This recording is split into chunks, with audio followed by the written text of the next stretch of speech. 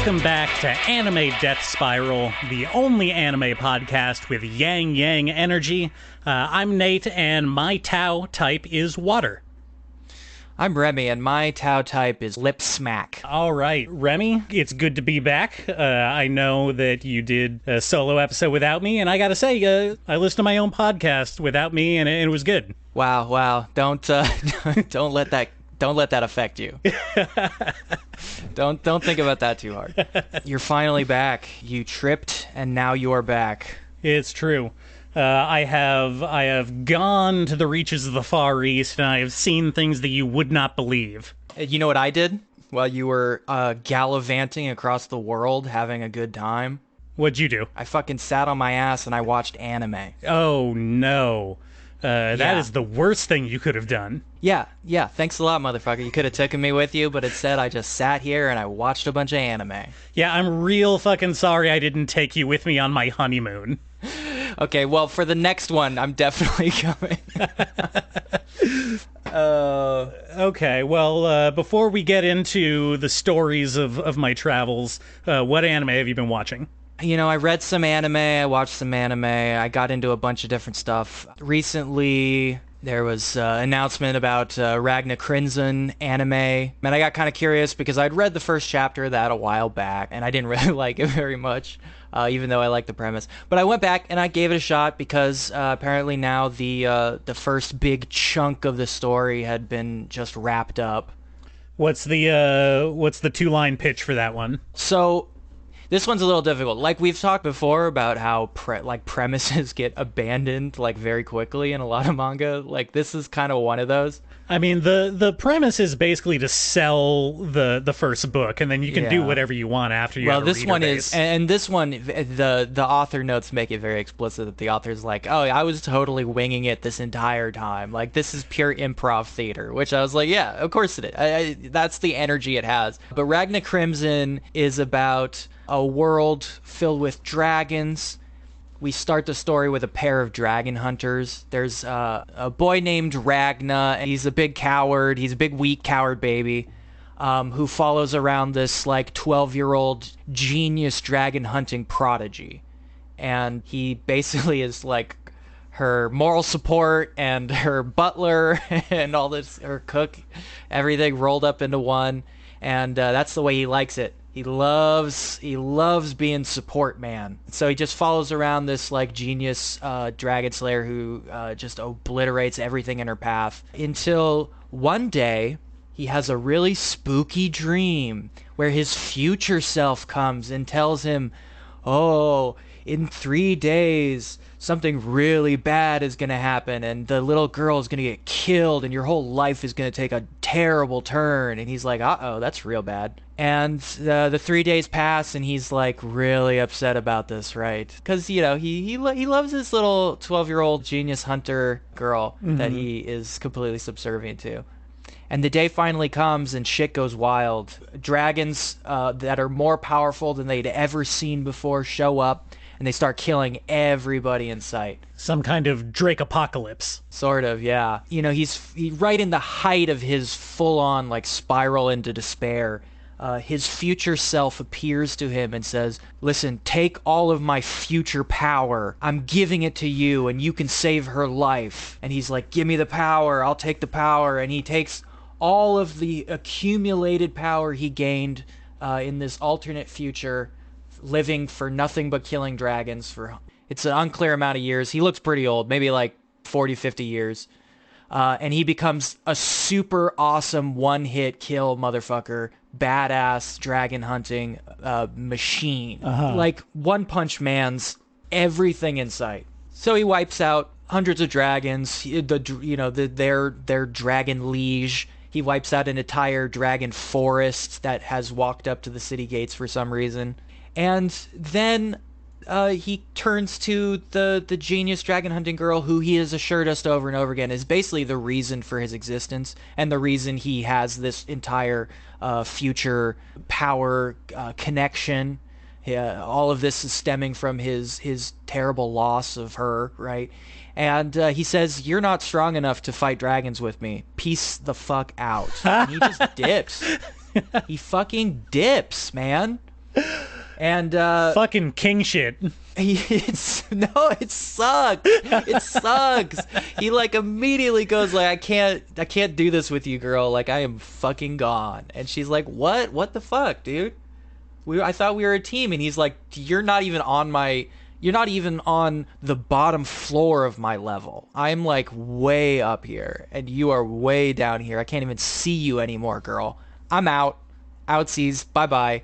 And so he immediately tattles off. And that could be like, okay, I don't like that choice, but whatever. But he immediately runs and finds a different partner. Yeah.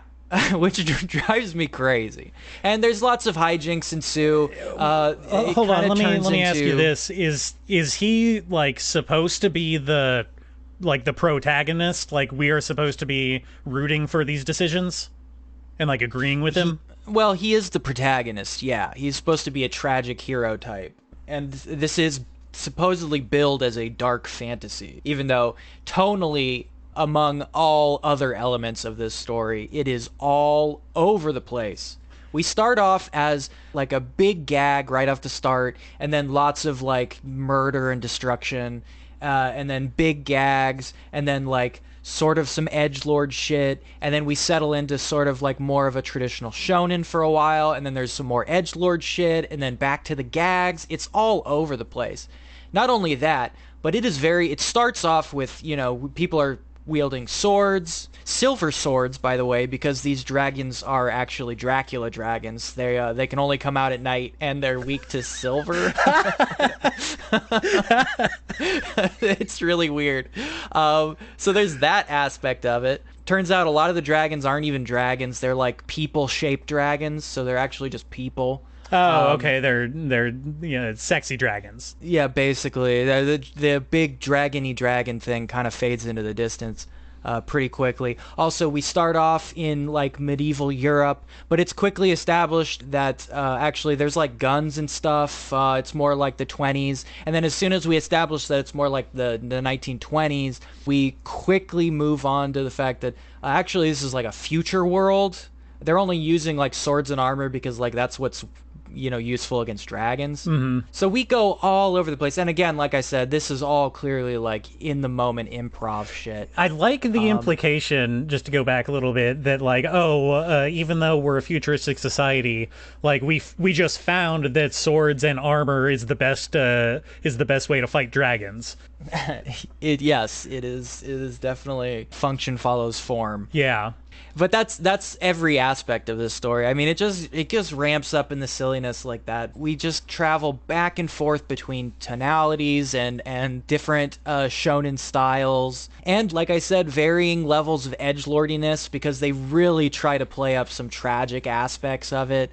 But every time they do that, it's always undercut by some stupid goofy shit that comes. Like there's all this stuff about how he's like such a tragic hero because his future self like watches all of humanity fall, and he has nothing but his lonely insanity to push him forward into becoming the strongest human ever. But then we just get like goofy shit like there's a slime mascot character and he turns into a little boy with a sailor suit and like has a funny accent and shit. It's just ridiculous. There's some stuff I actually really like about it. Every once in a while I think it kind of sparkles with some like good goofy imaginative things, but it is so inconsistent in every aspect that I was just like could not deal with it. And then again, like I said, it kind of doesn't really know what to do with itself, so it hits the traditional end of its story very early on, and then just decides to keep going. So it just goes, we're going to do a hard world reset. Actually, here's all the lore that we didn't tell you at the beginning. So what you think you know about the world isn't true. Actually, there's all this other stuff that we just neglected to mention. So there will be more story. Don't worry about that. I mean, I assume that is why most authors plot out and plan their stories. You would think that would help, yeah, in most scenarios. But a lot of stories. If you gave me more time to think, I could probably come up with a bunch of examples of this happening over and over again. This shonen space stuff. Improv is more common than you would assume. Oh no, I assume that most of them after a certain point are just making shit up as they go. Some stories are really tight, and some stories are just straight up improv theater, and this is full-on shonen improv theater. How would you peg something like something really long-standing like One Piece? Like, I'm assuming that there is very little planning overall that Oda does into that, but maybe I'm wrong. Maybe it is in fact building to some grand, intricate tapestry. Oh, One Piece fans would fucking maul you for that shit. It seems so easy to make up as you go. It's like, all right, I'm bored of this island. We're gonna move on to the next one, and it's a different thing. One Piece fans' favorite thing is that some background element dropped in like chapter 100 comes back in chapter 700 and becomes extremely important. That is their favorite thing, and Oda does it all the time. So that is something that you can only do if you are extraordinarily gifted at improv, and I think Oda is. He is able to keep a lot of things in his brain at once, but he's also working against a very, very well-defined structure. If we're just talking about improv, he's from the Del Close family. He has a game and he's playing it. You know what I mean? Like, that's the point of the islands, is that while he is improving everything, he is also structuring it around a form. He's putting meat on the bone. You know what I mean? I see what you're saying. But I still, I just want to say, One Piece fans out there, don't go chasing waterfalls. You cannot. I need to stop. I'm gonna muzzle you every time you bring up One Piece, because you cannot do this, dude. Unless you read at least 200 chapters, I am gonna stop you from talking. What is about this gatekeeping bullshit? I'm sorry, you cannot do it. You do not know what you're talking about, man. Actually, what's your favorite One Piece boat? Like, you have to name 5 before you're a real fan. I think it's the Sunny. That's my favorite One Piece boat. Look, man, if it wasn't the single most popular fictional piece of entertainment the world has ever seen, I would maybe let it go by. But it is One Piece, so I will have to slap you down a little bit. All right, I'll back off for now. Ragna Crimson is no One Piece. It would be remiss to even make the comparison. I think Ragna Crimson has some good elements in it, but it is small time shit. It is empty calories. But that's not the only thing I read / watched. I did read something that I actually fucking really loved. Well, there's a few things. I did start reading 20th Century Boys by Urasawa Naoki, which is a classic, monster level masterpiece. But we'll talk about that maybe after I've finished it. I've not read that. I've heard a lot about it over the years. I'm assuming just from your little blurb there that I probably should read it at some point. Yes, you should. Blurb. You should probably at some point get around to reading the greatest manga ever written. I think so. Maybe put some time aside to like work through the canon, just when you feel like it. The 20th Century Boys is, I'm not even done with it yet, but it is a shoe-in for the manga canon. Okay, all right. But I won't talk. I really got to finish reading it before I talk more about it, because who knows? Maybe the last little chunk of it just sucks shit. I wouldn't want to embarrass myself. I don't think it will, but you never know. What I read, and this is something that's pretty new and early in its run, so I think maybe if this tickles you, you could get in early, right? Mm-hmm. I read a new series by the author of Yureito, Nogizaka Taro, and I don't know if I mentioned Yureito before. I don't think so. Yureito is a story about a very dashing detective boy and his gang-pressed, unwilling sidekick partner solving these mysteries in sort of early to mid-century Japan. Mm-hmm.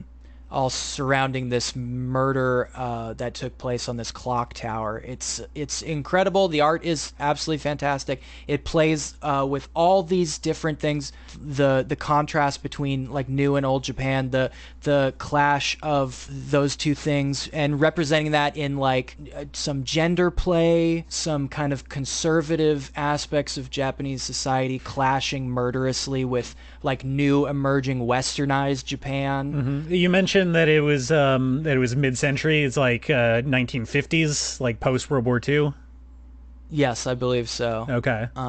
Yeah. So it's those things clashing, and they're all metaphorized in these really interesting, almost kind of like horror detective comic aspects to it. It's really, really smart. It's really weird. It's unlike anything you've ever read before, I assure you. It is 100% Stone Cold classic. It's fantastic. That author started a new story called Natsume Arata no Kekan. Arata Natsume is getting married, I think. Natsume is getting married. Maybe. I don't know. No, keep trying until you get it right. You look it up. I don't know. This is really great. Obviously, since I already liked their previous work, I'm biased here. But again, the artwork is really fantastic. This is a story about a child welfare worker who is a bit of a punk. He's a bit of a rapscallion, but he loves children and he loves his job, even though he thinks he's not suited to it because he's kind of a punk. He's incredibly impulsive kind of guy, but he's got a good heart. And so when a child of a recent murder victim comes to him and asks him for help, he kind of just agrees on blind impulse. And the child tells him that his father's murderer hid his father's head, dismembered his father and hid the head. And he feels like he can't move on without finding the head of his father, right? So he asks this impulsive child welfare worker to talk to the killer and maybe game out where the head is. And at first he's like, well, I don't know if I'm right for that. That seems like pretty fucked up. And then the kid goes, well, I've been writing the serial killer letters under your name, so I think you're kind of locked in here, Brent. He goes, bro, what the fuck? Okay, I guess I'll go then. All right. That turned dark quick. Yeah, what a setup. So he goes to meet the serial killer. And he doesn't really have a plan. Like I said, he's really kind of just an impulsive punk. He doesn't really know what's going to happen. He meets the serial killer, and first notable thing is the serial killer is a woman. Okay, interesting. Yeah, this really like kind of rocks him right off the bat. Like a Black Widow type? No, like Killer Clown. Okay. Yeah, another Zag. I'm loving this. Oh, she is portrayed in the leading up to this. She is portrayed basically as Gacy. Like she looks almost identical to Gacy, except worse teeth. Her teeth are all fucked up. But when she comes out, she is like pretty. She still has really fucked up teeth, but it catches him like way off guard. She doesn't look like what he pictured her to look like, right? And that rocks him a little bit. And it rocks him so much that when she like doesn't understand why he's there, it kind of seems like maybe she doesn't believe him at first that he was writing the letters. So she's kind of like, what are we even doing here? And she starts to leave, and he panics, and he panics really hard, and he just blurts out, "Let's get married." He proposes on the spot in the fucking prison death row little window booth, and as you could imagine it catches her attention, thus beginning a very bizarre back and forth sort of psychological thriller relationship between the two of them. That's all chapter 1, by the way. I'm not talking spoilers here. This is the front loaded shit. It goes in absolutely wild directions at every fucking turn, and the assumption here, and I should clear up because I know what that sounds like. I know the assumption when you hear that premise is like, oh great, we're doing a Hannibal Lecter rom-com, you know. It's like, it is not that. She is a very strange, interesting character, but she is not like she's not a Hannibal, you know? She's not like she's playing games, but she is also vulnerable and mysterious, and he is also playing games. Obviously, he's trying to hide his intentions to get the head and help this child, but he is also like I said, impulsive kind of punk. An Onizuka type, would you say? Maybe a little bit. He's a better written character than Onizuka for sure, and he's a better guy. But it's very interesting because it's not like, oh, I'm being manipulated and like mentally dominated by this like serial killer behind a glass wall. It's more like he has a lot of confusing and conflicting emotions inside of him. And when he interacts with her, he's kind of like interacting with a person who is unique in that she can like bounce those emotions back onto him in a way that he's never been able to process before. So he's having this like incredible journey of self-discovery, horrifying self-discovery. Not always a self-discovery, by the way, is not always a good thing. Sometimes you find out some stuff about yourself that you don't want to know. Yeah, sometimes it's better not to discover. You know, maybe don't flip all the rocks over. I'm just saying, I don't know. I don't know you. Sometimes self-denial is absolutely a good thing, people. Hey, you know, sometimes you never know. When it's raining, you want a coat on. You know what I mean? But she is also like, so we have that aspect where he's a really interesting, complex character, and he's kind of like using this scenario to like dig inside of himself and find out very strange things about his own feelings. But she is also, while maintaining a really interesting mystery and kind of enigmatic personality, we don't like dive into her like we do with the other characters. But she is also accessible enough that we understand that she is like a 3D character. She has dimensions to her, even the little bit that we get exposed to, that make her way more interesting than your standard serial killer in a box trope. You know, sure. There's a million of fake Hannibals out there, right? I can't even imagine how many USA television shows star a famous British actor who sits in a glass box and taunts a detective. This is not that. This is really, really smartly written. The art is just absolutely killer. It's better than the shit you're reading right now, I promise you.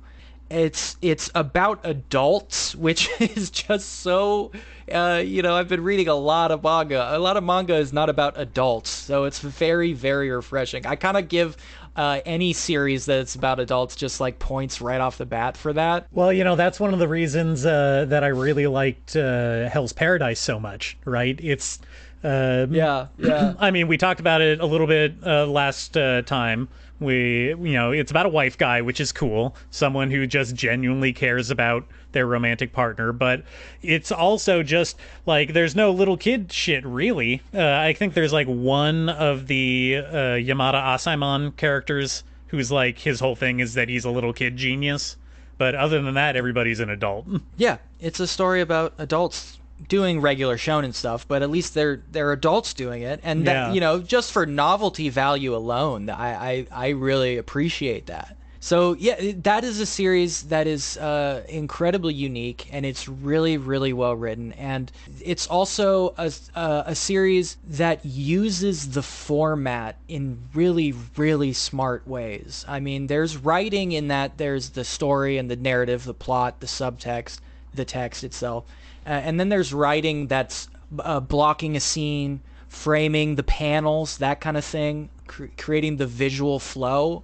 And we don't always talk so much about that aspect, even though it's such a big part of comics. Mm-hmm. But this is a comic that knows how to use those things, not just in a beautiful, intelligent way, but in a way that complements and deepens the narrative itself, which is like, that's chef's kiss. That's what you want. Well, I like that you bring that up shit. Because that's really refreshing to hear. Yeah, it is genius, because I think that a lot of manga has this issue of more or less the pages are just storyboard pitches for the eventual anime that they want to have made.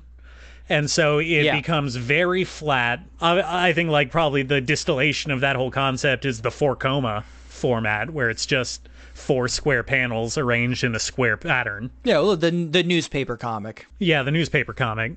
But even beyond that, a lot of shonen manga, a lot of action manga does not utilize page flow in a particularly pleasing way to look at for me. A lot. Well, I will say it's very uneven. It's not like it's not done in manga. Manga has a pretty healthy artistic tradition of using panels in interesting ways, but it's very, very uneven. You know, there is not as much ambition in a lot of standard comics as you might see in the more current, like, American comic scene, I think. But that also has a lot to do with the publishing schedule, right? Sure. I mean, these things come out at a faster rate, at a frantic rate, and I think that has a lot to do with not becoming overly ambitious with your paneling and whatnot. Well, yeah, I think there's many a webcomic artist out there that realize that sometimes form has to take a backseat to efficiency, let's say. Well, that's true, but at the same time, the webcomic gave us the manhwa, the vertical webtoon, and the vertical webtoon is like one of the freshest and most interesting uses of quote-unquote paneling that I think we've seen across comics across the world. You know, it is so unique and fresh, the way that they use the vertical style. It's almost anti-paneling, which I think is really interesting. At some point, I want to talk more about manhwa, because that vertical webtoon shit has so many interesting ideas at play. There's one I'm reading called Helper, with 2 L's, that this Korean comic that I really like, that uses this exact idea of freeing itself from panels in really, really cool ways. But anyway, Natsume Arata is Getting Married. Holy shit, that shit is good. So good. Get in on this, because it's only less than 30 chapters in, I think. Maybe 27, 28, something like that. Ooh, a fresh one. So it's still fresh. You could still get in there and suffer like me, waiting a week to a month between chapters. This is good shit. Those are the 2 big ones that I've read, besides 20th Century Boys. I also watched Ida 10 Deities, because I was up on my Mappa shit because of Hell's Paradise. And it turns out that one's also based on a comic, and I'm going to read the comic for that. But there's 11 episodes of this. It's on Crunchyroll. This is a pretty weird one. It's like Mappa, and not because it is based on a comic, not necessarily so much, but it is Mappa's version of a Trigger show. Okay. Yeah. Which I thought was what? So they're like playing a little bit more fast and loose. Like, playing more fast and loose. A lot more goofier kind of Looney Tunes-ish style animation with the action. There's lots of like much more flat, but also more interesting and dynamic color palettes going on, thick outlines, just like way looser with the way that it frames things and pushes action from scene to scene. It really is a trick, kind of an attempt to Trigger. And also the combination of very, like, occasionally very gruesome and almost edgelord shit with like a much goofier cartoony style. Well, also, I'm looking at some images. I pulled it up here. I see what you mean about the style. I feel like maybe you could have led with a fat titty warning. This is a big fat titty warning on this shit. Not so much in the anime, but in the comic for sure. Way worse in the comic. The thing is, I watched the first episode of this all the way back, maybe in 2021 when it came out. And I turned it off immediately because the first episode unfortunately ends on some incredibly egregious edgelord shit with straight up like a nun getting raped in a church, which is preceded by complete goofy shonen nonsense, and then suddenly that. And pick your punches there, Mappa. Yeah, this is a series that really revels in just some seriously overt gross shit sometimes, which is kind of a shame, because like once I returned to it now and gave it a chance to, it's 11 episodes, so it's not a huge commitment, but I burned through the episodes, and like 90% of it is like very weird and interesting and fun to watch, and there's some interesting things happening beneath the skin there too, in terms of like pushing away from the typical shonen structure and trying to strike out in a fresh and interesting direction. It definitely does that in a lot of spots. But it cannot resist being seriously fucking edgelord in a lot of unfortunate ways. So not only is there a fat titty warning all over this show, I would also put straining against the boundaries of good taste warning, I would say, on this one. It is like fun to watch purely in an animation sense. I think it is fantastic, but boy, am I conflicted about everything else. That is a big issue, I think, with art in general. Yes, I mean there's a big conversation we could have. Not now. Maybe when we like read a few more books and become smart. About the role that taste and good taste and that kind of thing plays in art, and what our sensibilities should be and our tolerances for that kind of thing. But man, this would be a hard one to talk about in those terms, because some stuff that happens like midway through the show is like some jaw-dropping, like you did not do that.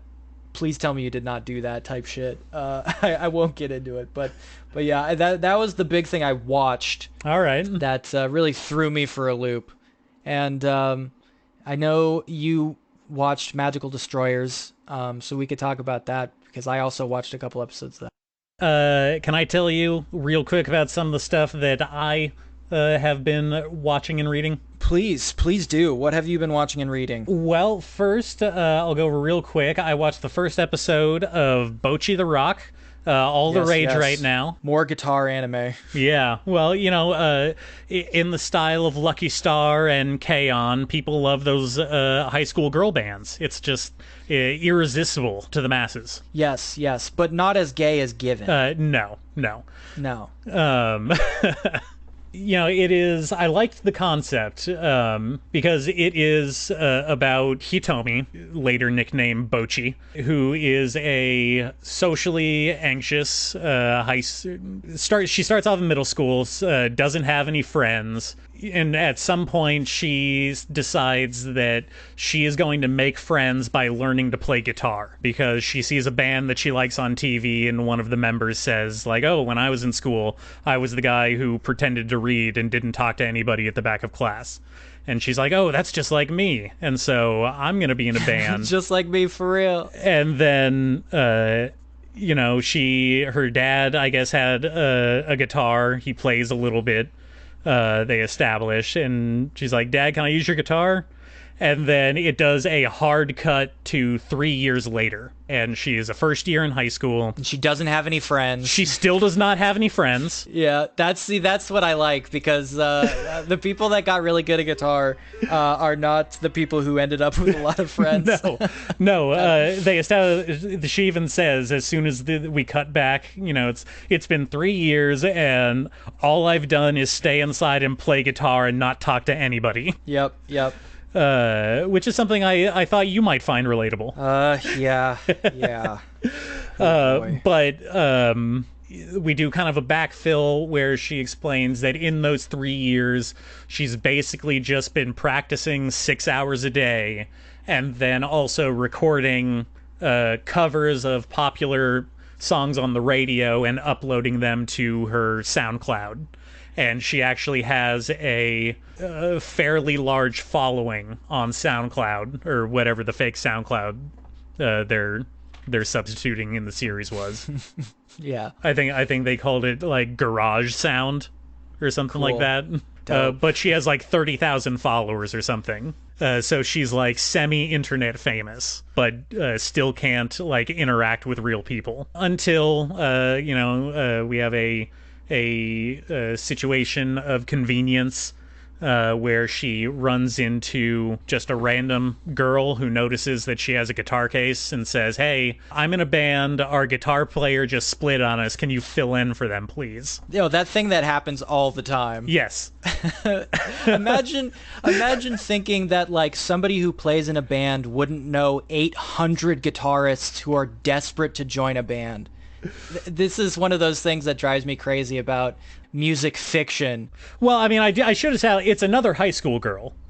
It's not like a band. No, I know. I get it. Okay. I get it. All right. I'm just saying, if you had chosen drummer or bassist or flautist, maybe it would be more believable. But literally everyone plays guitar. It is the worst instrument to play if you are trying to get picked up, because you have the most competition. There is a million fucking hungry ass guitarists who are like desperate to play in these bands, and that's never really taken into account. I know that's just stupid nitpick. I'm sorry, it pisses me off. Well, no, actually, I think it would have been very funny if the series was actually about like a 28-year-old dropout who keeps getting left behind by better musicians, gets picked up to play in this high school girl band. That would be great. Yeah, that would have been very funny. I don't know. It's just one of those things. It's like, I'm sure the people that wrote this were probably also musicians, and they probably played in bands, so I don't understand where this idea comes from. But anyway, I'm sorry.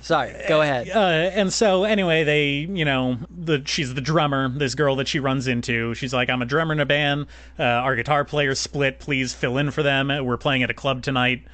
Skip forward. She gets the set list that they're playing. She's like, "Oh, I can play all this stuff real easily. I actually feel real good about this. This is going to be awesome." And then, they try and do a rehearsal run, and she sucks. Like, she's just absolutely awful, because it turns out, even though she knows how to technically play guitar very well, she's never played with other musicians before. Yes, much more realistic. Yeah. That is a much more realistic turn. And then, that kind of sets off her social anxiety, and she has a panic attack. "I can't do this. Like, I'm so sorry, I wasted your time." And then they're like, "Oh, no worries. We actually have a solution." And then, they play the show, and Bocchi plays from inside of a cardboard box, so she doesn't have to look at the audience. Great. I'm not sure how that solves the playing with other people part, but okay. I think it's because they don't really explain it. They kind of gloss over that, but I think it's because she was messing up during the rehearsal because she, was looking at the other band members and was getting confused by their visual cues, unable to sync up with them. But when it's just her listening to the music from inside the cardboard box, it's much easier for her to kind of go with the rhythm. Okay, well, I take back what I said before. That is not how that works. It's very difficult to go from playing by yourself to playing with other people, not because of like the social anxiety, though that is a big problem. It's that like locking in with human beings and not like pre-recorded music is very difficult, because there's like a physicality to it, and you have to be able to listen to people in a way that you can't listen to a recording. It's very difficult. It's like an organic process that's like hard to do. I don't know if they address that. Do they don't talk about that part of it at all? No, they do. They do a whole like record scratch, pause the show to have a cartoon mascot come in and explain why playing by yourself versus playing with other people is difficult. Oh, so they got me. They fucking got me. Yeah. Great. Okay. All right, I'll take my lumps. Anyway, I thought, there were some laughs. It was not as banal as I thought it was going to be, just based off of the premise. And I might watch a little more. All right. What about the song? No, they do the anime thing where they just skip over the song. They don't play the song? No. Or at least they don't have a song with lyrics. It's just kind of your general, I don't know, what do you want to call it? Like Oasis light, guitar chord strumming. Like kind of like a dream indie rock kind of feel? Yeah, like a dreamy, proto-British rock kind of thing. Huh. Weird. Yeah. I know that they go into the songs later in the series. I've seen clips where, everyone's surprised at how well she shreds That's kind of like a big reveal moment at some point in the series. When I was introduced to the show, at least the concept of the show, is because people posted a clip of her like playing the intro to one of the songs. So I thought that was like a big. I mean, maybe it is, but I've only watched the first episode, so they do not go super deep into the song in the first episode. Sure. There was the 10 seconds I listened to sounded great. Her playing alone, but it really was just like a 10-second little riff. I didn't actually. Yeah, well, they do. Itself. There's a bit where they're establishing that she has like an internet following, and the cut in is her, and she plays inside of her closet, and she's like recording herself doing this, solo up and down the neck, and so they do that. Yeah. She's hitting riffs. Yeah. Okay. Well, I'm interested in it. I tend to avoid music shows because they make me very angry. I know, especially after I had you watch Beck that one time. I know. Well, I think Beck has its own problems outside of the music part of it. But I do want to check this out. It looked funny. What changed my mind about it was that I saw people talking about how it does a lot of fun outside of music referential stuff that I thought looked interesting and cool. A lot of like inter-anime jokes and things like that. That I was like, okay, that's also what I've heard about it.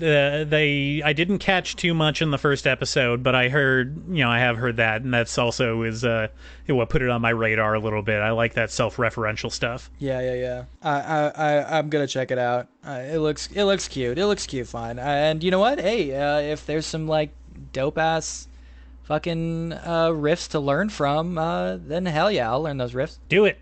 Learn the riffs. Fuck yeah. All right. Real quick, I want to tell you about this manga that I read a couple chapters of, and then we can take a break. It is called You and I Are Polar Opposites. And as you know, I've made it no secret on the show that I have a taste for absolute trash rom-com manga.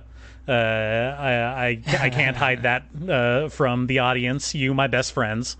It's in my blood. Yeah, we should really do a compare and contrast at some point, because I've got a bunch of real trash ones for you. I've got a big old pile of super trash that you could just absolutely like dive into and roll around in. That's the surprising part, because I went into this thinking that it was going to be in the same vein, and it turns out that this was actually not trash.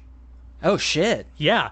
It is actually a very cute and funny premise. I think it's probably, I want to say 27 or 28 chapters in right now, so real fresh, coming right off the ink blocks there. All right. Who are we working with? Man and woman? Yeah, man and woman. The protag is the girl. Always a good sign. And what we have is kind of the classic, hot and cold relationship. Okay. So we have the main girl, who is your like super preppy, high energy, run out the door with toast in your mouth kind of type. Right. You know what I'm talking about? Yeah, of course. The wacky girl. The standard. Yeah. And the male counterpart is the, kind of straight-laced, hair comb, nerdy, super serious type. And so the series is kind of like, it starts off as like, she has a crush on this guy, even though there isn't like anything outwardly appealing about him. He just seems like a super boring, kind of super serious, super studious kind of guy. Okay. A lot of one word responses. Oh, great. And it's like, okay, what is this, like the author trying to like insert himself and like, this is the kind of girl that I would have wanted aggressively courting me in high school, right? Yeah. But then at some point, it just takes it takes these character personality types and ratchets them up to 11. How so? And she becomes much more of like a manic, overdriven kind of personality. Think like Haruko from Fooly Cooly. Okay. And he does the opposite. He becomes almost like just a paper cutout of a character. And so it ends up being these really like a series of just funny situations. First of all, they agree to date in the first chapter, so off to a good start. They're getting that out, right out the bat. Gotcha. The first chapter is spent entirely with her like agonizing how she's gonna ask this guy out and establishing that like they have this kind of relationship where she's always humorously bringing him into conversations that he would know nothing about. Like she's talking about mascara with her girlfriends and she'll just like oh hey, what do you think about mascara? And then he'll have some like super milquetoast answer like I don't wear mascara, stuff like that. Sure, okay. And then at the end of the chapter, she asks him to walk home with her, and out of nowhere he grabs her hand, which is the universal sign of now we're dating in manga. Naturally. But then from chapter 2 onward, like I said, these personalities just keep getting pushed farther and farther to what the logical conclusion of them is. And so she becomes like super manic, off the wall type, and he becomes like a nothing person. And it's like almost a Mr. Bean quality, where she is dragging this crash test dummy of a person around through this relationship. Okay. And that's the joke? That's the joke of the series. Okay. And like I said, it becomes basically Mr. Bean at that point, devolving into a series of slapstick situations where he has like no reaction to the fantastical things going on around him. Does he ever get a turkey stuck on his head? Not yet. Damn. They'll get there though. They'll get there. So anyway, it's still real early in its run. I'm liking the bits so far. And I would definitely say check it out. It's called You and I Are Polar Opposites. Okay. Does it are there moments of like actual romance, or is it all gag? No. It does not shy from leaning into the saccharine from time to time. So there is like occasionally they do revert to like real characters. Yes. Okay. I appreciate that. Well, that's good. I just I find it hard to deal with the pure gag ones. I kind of like it when they get a little bit at least of sincerity every once in a while to like ground the other stuff in something. Yeah, well, I mean, obviously having a platform for the series to propel off of is important. Yeah, you need a little bit of leverage. Yeah. Okay, that sounds cool. Well, I'll make sure the next one you read is total trash. Oh, yeah, please send it my way. Yeah, don't worry about that. I've got a great one about pissing yourself. Oh, you're going to love it. You're going to really like that one. I can't fucking wait. Oh my god. Okay, let's take a break and then you can tell me about your wonderful trip. How's that sound? All right, sounds good.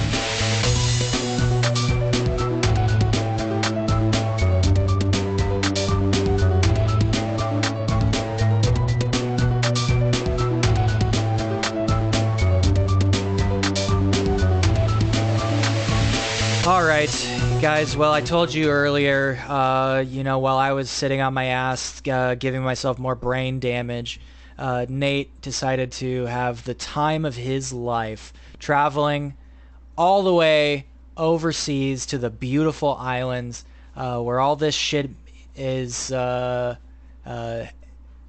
created, generated, spawned. I would say spawned. Inflicted on us from. Yeah, you got to fly into Japan. You were there for like 2 weeks, right? Yeah, I was there for 11 days. I was on my honeymoon for my wedding that took place in 2019. For some reason, Japan was not letting in other people for the last few years. That was crazy. I bet at first you thought it was just you, but then you read the news. Yeah, I had to do a little research. Turns out it was not just me. Although my name came up quite a bit. Yeah, and what was your objective? I mean, what were you looking to get out of this experience? Well, I wanted to see the Holy Land, visit Mecca, if you will. Yes. I have returned to you a changed man.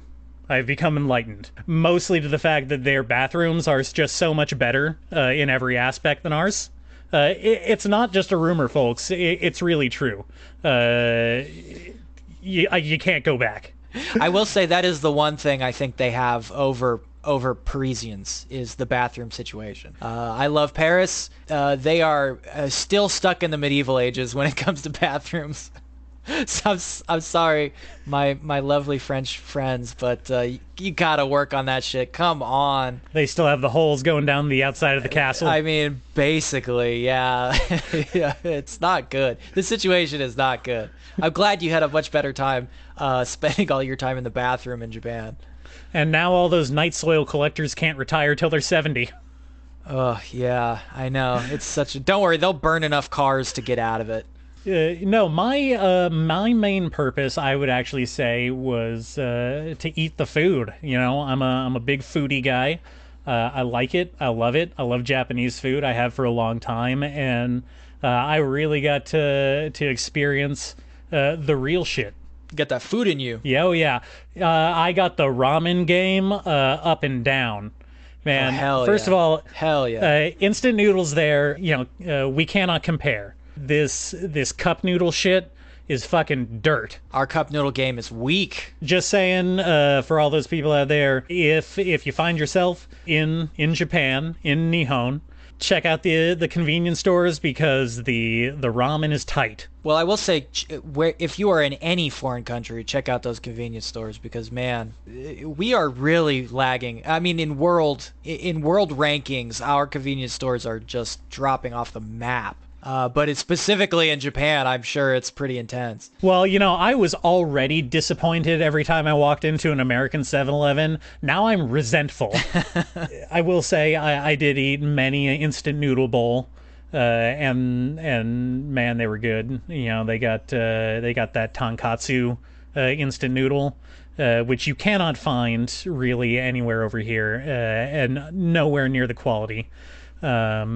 Well, the 7-Eleven specifically has their own proprietary series of deluxe noodle bowls, and the best one is the black edition. It comes with a little packet of lemon oil. Damn, that sounds good. Fuck. It's good. It wasn't just instant stuff.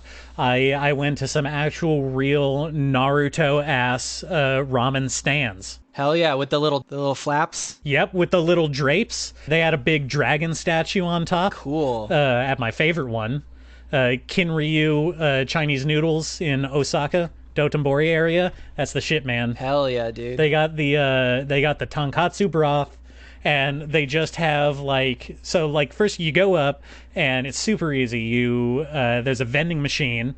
You select which noodle bowl you want. It gives you a ticket, and then you give it to the guy at the counter.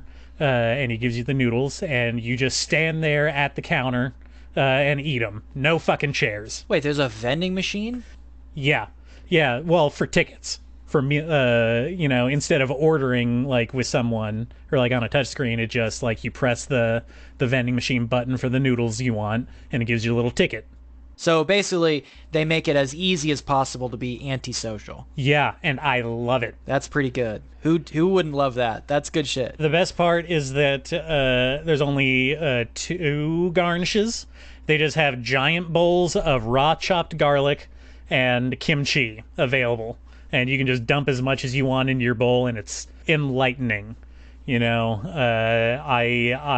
have submitted myself to the 4 ramen gods of Tokyo. That's awesome. What about the other pillar of Japanese cuisine? You are, in fact, talking about sushi? I am, in fact, talking about sushi. Oh, I ate some sushi. You get some good sushi? You get that fresh shit? So, sushi restaurant that specializes in squid sashimi. Which is something I'd never had before. Wow. Maybe not something that I will have again willingly, but it was definitely an interesting experience. Did they do that thing where they make it wriggle around? Oh yeah, they did. They did do that? They did the thing. Oh my god. And you still ate it after that, huh? Yep. Brave man. We got some of the chopped up tentacles, and when you pour the soy sauce over them, they wriggle around. And we got some of the, I guess you would call it the tube, the head of the squid. and that was much more thick and almost had like a jelly-like texture.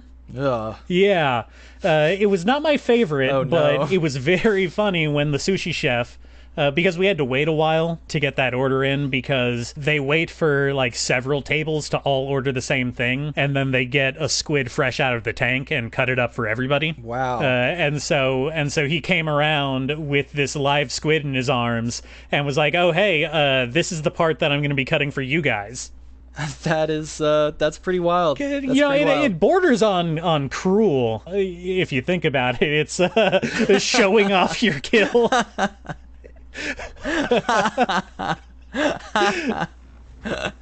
Whoa. Is that the Steakhouse Simpsons episode where they have Yeah, it's basically that. they bring out the Oh no. What else? No judgment. As a free appetizer, they gave us sea snails, still in the shell.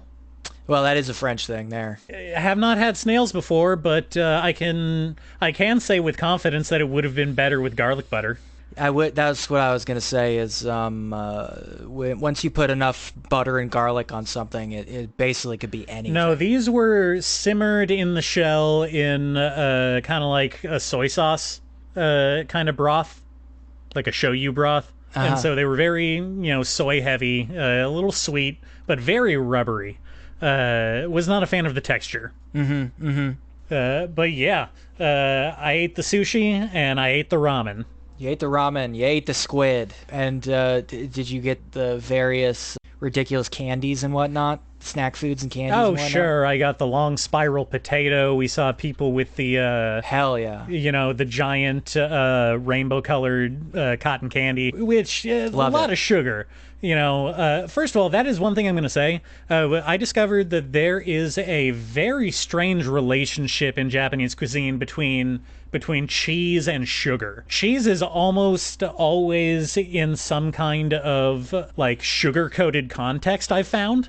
Oh, hell yeah. There was a lot of those like Korean-style corn dog places, and specifically in Harajuku, there was one that had like the rainbow cheese stick, and then you deep fry it. Sure. But then beyond that, they also rolled it in cinnamon sugar.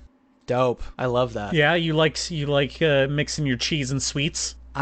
Hey, what's more American than cheese slice on an apple pie? Come on. Well, yeah, it's funny you bring Everybody that up loves that because in Osaka, one of the popular street foods that we saw was these waffles pressed in the shape of 10 yen coins, and they were filled with mozzarella cheese, and like you could get like syrup and stuff to put on them. Wow, that's pretty wild. That it's funny because I really should have made you do some homework on this end in particular, because there is a very, not great, but a manga that I really, really like in the anime called Dagashi Kashi, that is essentially a series of short snack ads. Every episode is about a snack, your little bottle candies, your potato sticks, whatnot. And there's a little cute like rom-com wrapped around it, but they're all basically just introductions to like basic various dagashi, right? That's what they call it.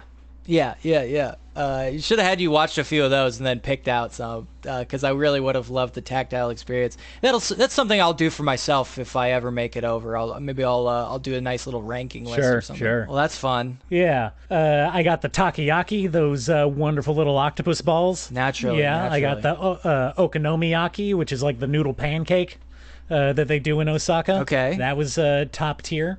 Cool. I feel like I got the experience, I got that wiggly cheesecake, and let me tell you, it wiggles. Oh yeah? Yeah. Does it taste like cheesecake? It's more like a souffle. It does taste like cheesecake, but it's not like a creamy, like American style cheesecake texture. It's much more of like a light, airy souffle texture. Real interesting. That's pretty good shit. Yeah. What kind of anime hijinks did you get up to? That's what I'm really interested in.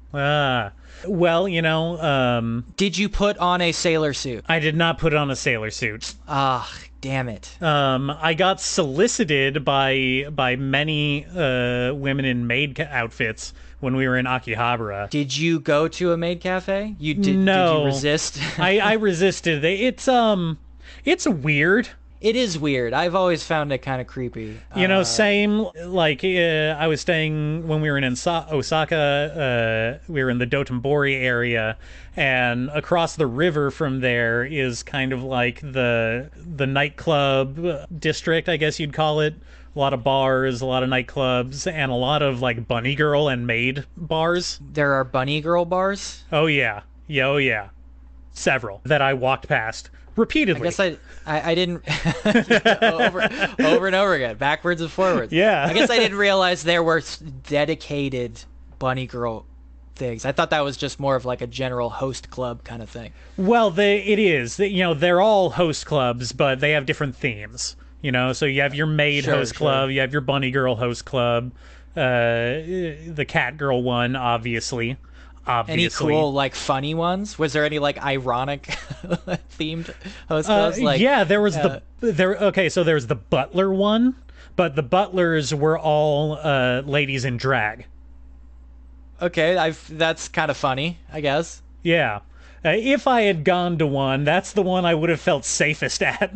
I think I would have... that's kind of more what I'm more interested in, maybe because... I'm just looking for something that's kind of weirder and funnier. But I was thinking more like, are there any Texas Chainsaw themed? There's this area in Shinjuku by where we were staying called Golden Guy, which is kind of like that's like the famous strip of all the tiny little izakayas, like the food stalls and bars packed together, like super close, and so you can only fit like 6 people in one. And there is a bar there that is entirely themed, subtly so, I will say, around Suspiria. A Suspiria bar. Yeah, we went to the Suspiria bar and it's fucking kick ass. That's pretty cool. Was it only Suspiria? No other Argento shit? They had some other Argento posters on the wall. Like, it wasn't... Okay. But it was mostly Suspiria. So, like the floor had the pattern from the carpet in the school. The window had kind of like a plastic sticker put over it to make it look like the stained glass window that that lady falls through at the beginning of Suspiria. Yeah. That's cool. A lot of stuff like that. Obviously they had a Suspiria poster. And they had the signatures of the band Goblin up on the wall. They had been there and signed the wall. That's pretty dope. Yeah, it was really dope. Yeah.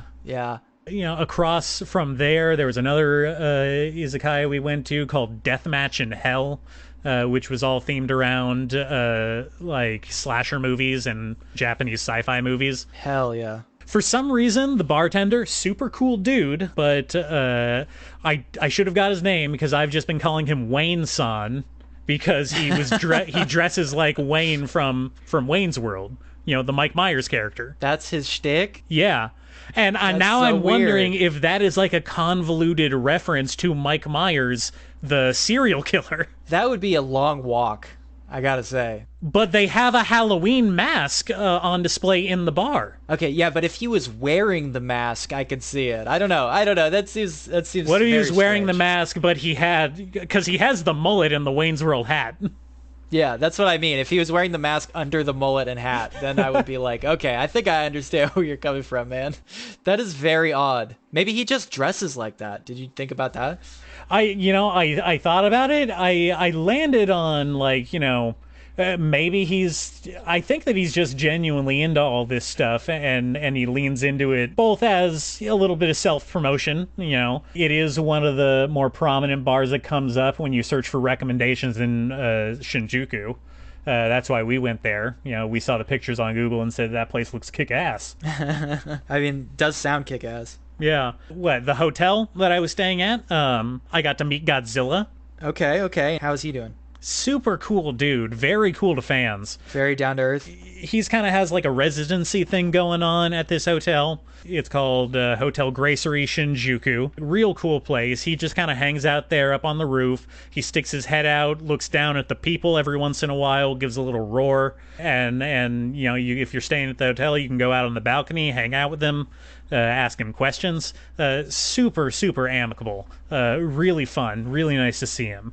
I saw Godzilla once, and I went up to him and to tell him how cool it was to like meet him in person, but I didn't want to be like annoying or whatever and like ask for a photo. And he was like, "Oh, like you're doing now?" Are you sure that wasn't Matthew Broderick? I don't think so. I was like, "Huh?" And he kind of got into my face. He was like, "Huh, huh, huh," and I felt a little intimidated and I left. But I'm glad you had a better experience. Yeah, no, it was fun. You went to Harajuku, saw that whole thing. A lot smaller than you would believe. It's actually just kind of one semi-long street. It's not like a whole district. But everything looks bigger. Everything looks bigger in anime. It's true. They get the proportions all wrong. Yeah. In a similar vein, got to meet Hello Kitty. Real cool person. Again, very, very gracious to the fans. Got to see the Sanrio store. Oh, that's what I would really freak out over. Yeah, it's still going strong over there. Still going strong. I do need to confess that I am financially ruined though now. I have lost all of my money on sexy horse girl gambling. You bet it all and you lost. It's all gone. Oh no. So you're bad at picking the sexy horse girls then? Huh? Yes. I cannot stress how ubiquitous Uma Musume was over there. Explain the concept behind that. Uma Musume is the current hot new gachapon mobile game where you race and train and trade and collect sexy horse girls. Ugh. And that is the surface level of what it is. If we want to get into it, it is so much more sinister. What's sinister about it?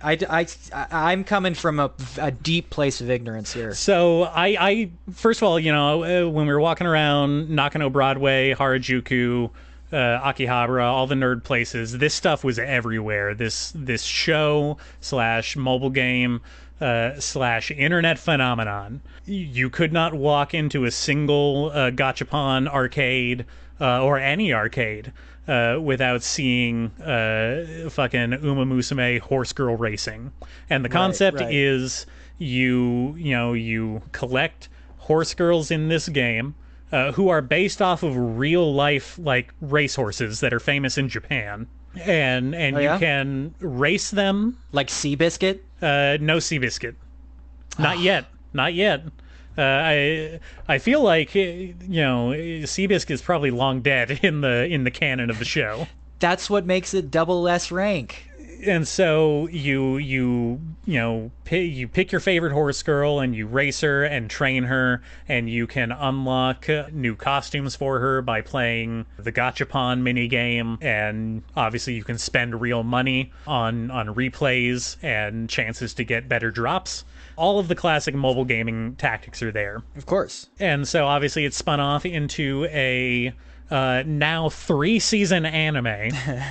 And I just had to watch the first episode, and the weirdest thing that I discovered is that it is an isekai. Oh, yeah? Yeah. So a guy goes to the horse racing world? No. The concept is that when real life in our world, like famous racehorses die, they get reincarnated as horse girls in this universe. So, okay, well, here's the big question that determines the fate of this entire isekai project. Do the horses gain sentience by dying, or were they sentient the entire time? So far unexplained, but it is implied that they gain sentience by reincarnation. So they don't have memories of their previous life? No. Okay, phew. That makes me feel a little better, to be honest. And so the main character of the first season of the anime is Special Week. Cool. Yeah. Daddy's little horsey. Well, these again, they're all based off of real like life horses that have raced in Japan. And all of the characters have names like these except for the quote unquote human characters. Because horse girls are a literal different species. Now, are they centaurs or are they just people? They're just people. They have horse ears and they have horse tails. But other than that, they're just people. And here's the last really big question: do people ride them? No. It's more of like a track and field competition. Okay, okay, jeez, that kind of But scared me. they're, the main girl is on a team of other horse girls at a school for horse girls to learn how to race. Okay. And each team is assigned like a training coach. And the training coach very much does treat them like actual horses. He whips them and stuff? He will randomly like grab their thighs, stuff like that. Check their teeth? Yeah, check their teeth. Oh, God. That's awful. That's Yeah. really bad.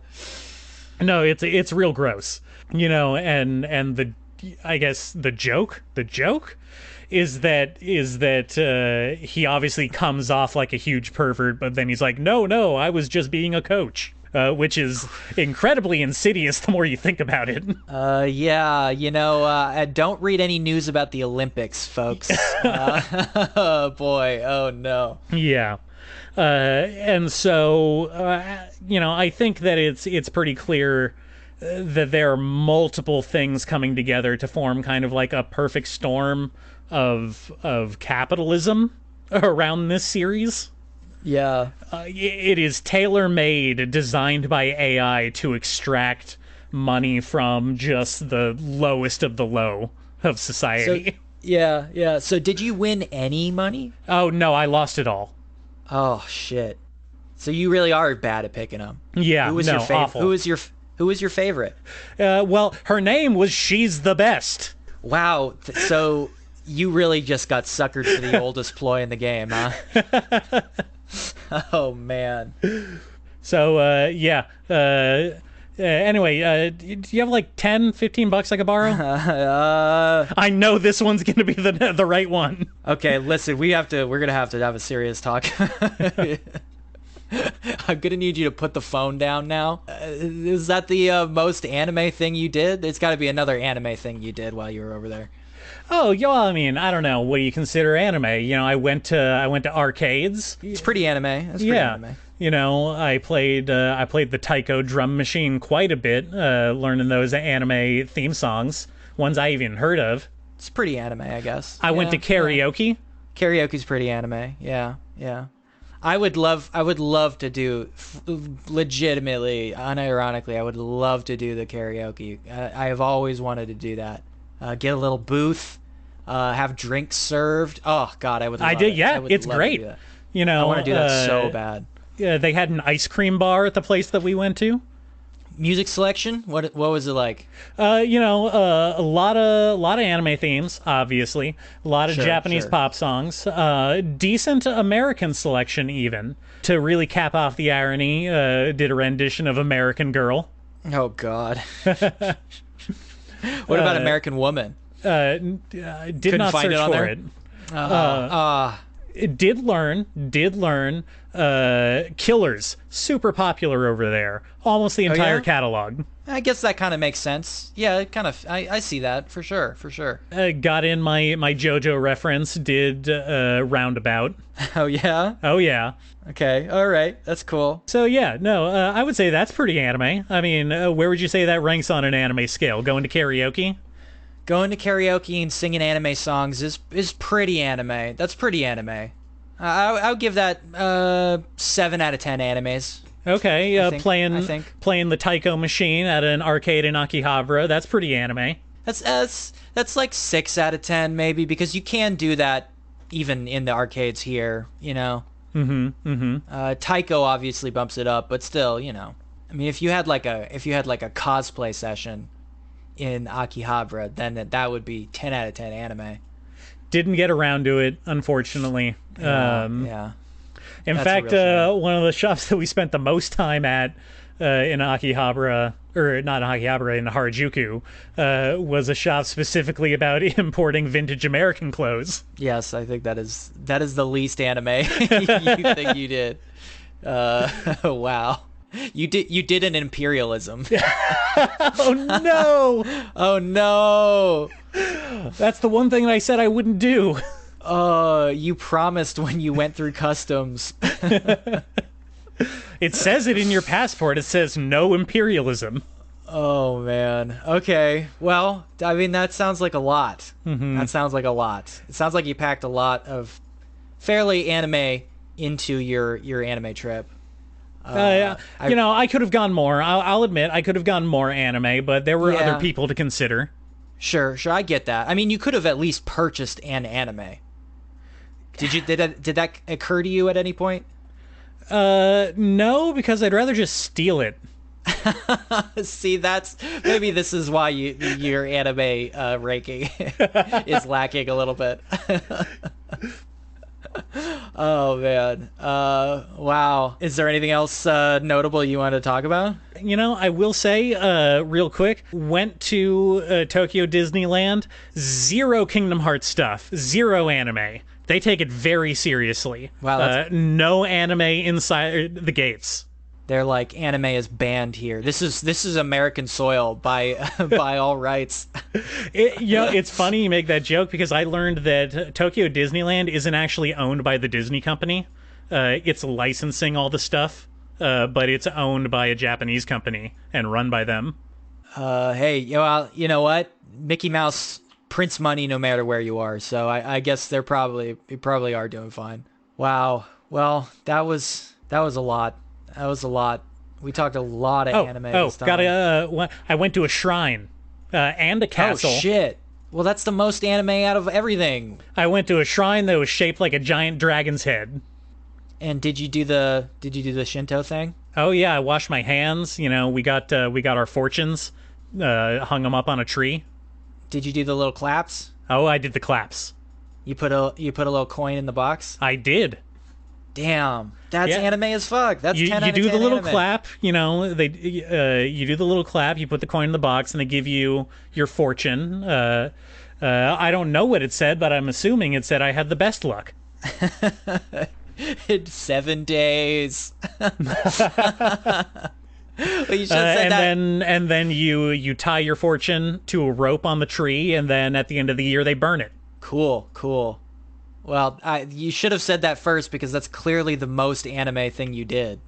It's true. Well, wow, that's a hell of a lot of anime talk. We talked about anime. We talked about anime type things. We talked about non-anime but anime adjacent things. I think it's been the most anime episode so far. Yeah, I mean, I hope we didn't overwhelm you with actual anime on this anime podcast. But you know what?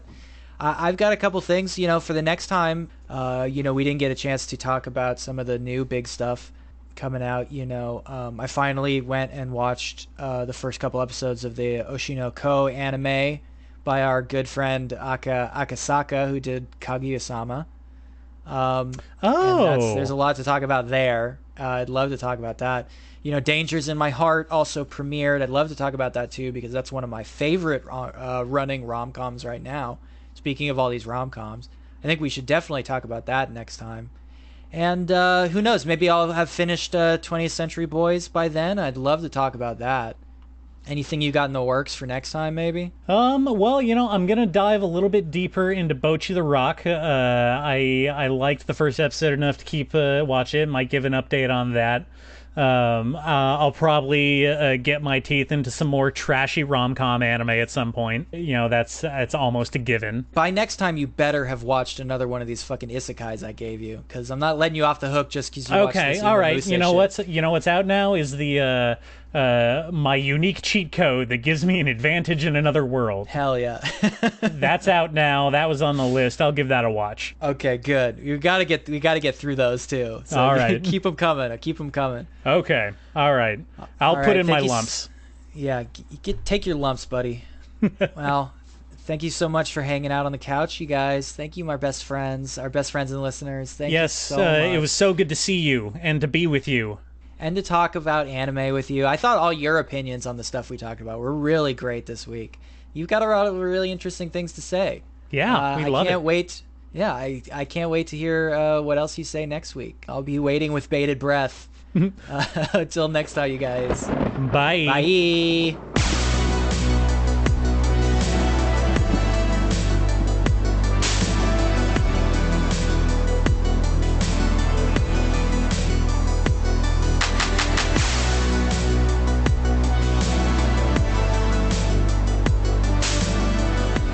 Gatorade was a bad choice. All right.